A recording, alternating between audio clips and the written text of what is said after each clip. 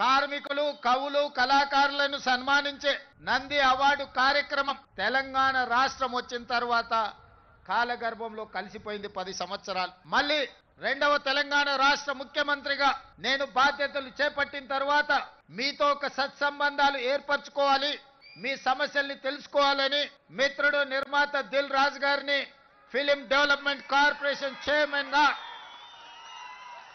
తను కూడా గ్రామీణ ప్రాంతం నుంచి కష్టపడి పైకి వచ్చినవాడు, కార్మికుల కష్టాలు తెలుసుకొని రాష్ట్ర ప్రభుత్వానికి వారధిగా ప్రయత్నం చేస్తాడు, వారధిగా ఉంటాడు అని వారిని నియమించడం జరిగింది.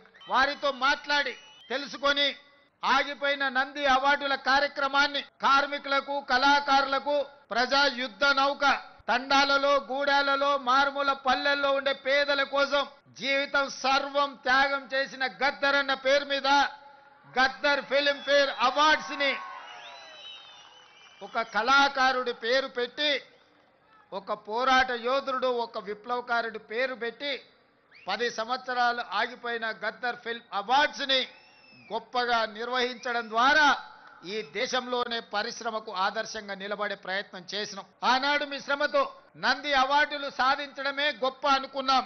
కానీ మీ శ్రమ వల్ల హైదరాబాద్ నగరంలో విస్తరించిన తెలుగు సినీ పరిశ్రమ నంది అవార్డులు కాదు, ప్రపంచంలోనే గొప్ప అవార్డు అయిన ఆస్కార్ అవార్డులకి ఈరోజు గుర్తింపు పొందింది. అంటే ఆ శ్రమలో డైరెక్టర్లు నటులే కాదు, దాని వెనుక నిరంతర శ్రమ ఉన్న ఈ కార్మికుల యొక్క శ్రమ ఉన్నది.